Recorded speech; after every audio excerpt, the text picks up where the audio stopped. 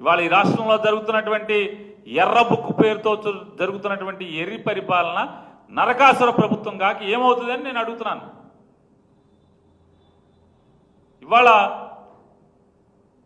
ఈనాడు ఆయన రామోజీరావు గారు కీర్తిశేషులు అయిపోయారు, వాళ్ళ అబ్బాయి గారు ఉన్నారు, ఆయన రాస్తాడు. ఇది పేపరా?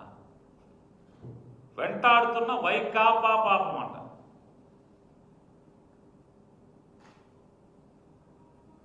నాడు తప్పుల తడకగా హౌస్ హోల్డ్ మ్యాపింగ్ పథకాలకు దూరమై లక్షల కుటుంబాల అవస్థలు, కూటమి ప్రభుత్వంలో సరిచేయాలంటూ వేడుకోలు, సుపరిపాలనలో తొల్లెడుగులో నేతలకు వినతులు. అసలు మీ పాపం ఏం మూట కట్టుకెళ్తున్నారు? ఏంటి అసలు?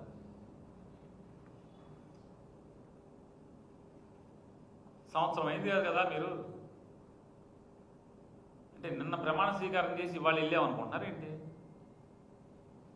నిన్న ప్రమాణ స్వీకారం చేసి వాళ్ళ ప్రజల్లోకి వెళ్తున్నారేంటి బాబు మీరు?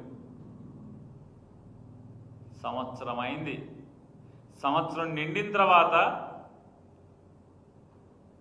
వైకాపాలో మా పథకం రాలేదన్నారు.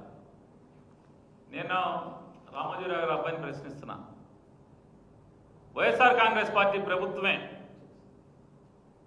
మంచి ప్రభుత్వం కాకపోతే జగన్మోహన్ రెడ్డి గారు సంక్షేమ పథకాలకి ఏదైతే గైడ్ లైన్స్ పెట్టాడో అదే గైడ్ లైన్స్ని మీరు ఎందుకు కొనసాగిస్తున్నారు?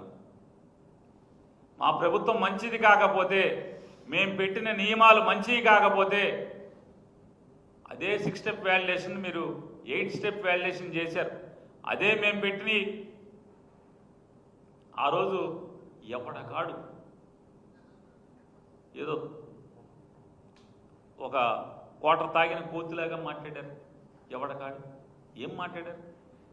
ఈ పథకాలకి కరెంటు బిల్లుకి సంబంధం ఏంటని సాక్షాత్తు ఈ చంద్రబాబు నాయుడు గారు కూడా మాట్లాడాడు, వాళ్ళ అబ్బాయి మాట్లాడాడు.